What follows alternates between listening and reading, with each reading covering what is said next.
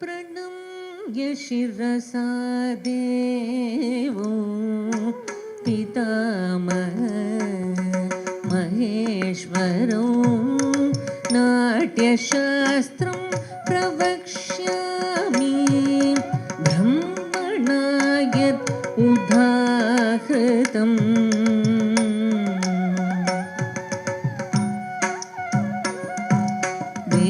देवतानां शिरस्तस्तु गुरूणाम् आस्य संस्थितः वक्षस्तश्चैव विप्राणां शेषे ध्वनियमो भवेत्।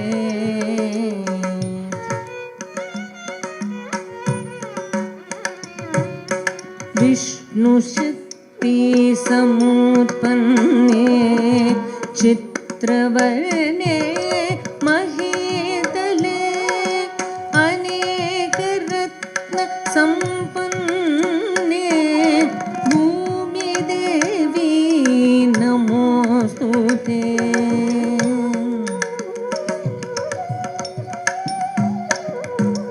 समुद्रवसने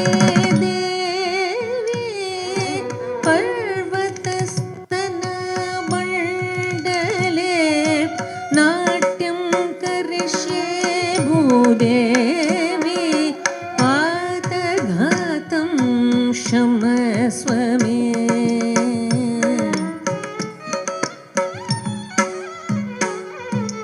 कटिकर्णसमायत्र पूर्वरांस शिरस्तथा समुन्नतं पुरश्चैव सौष्ठवं नाम तद्भवेत्।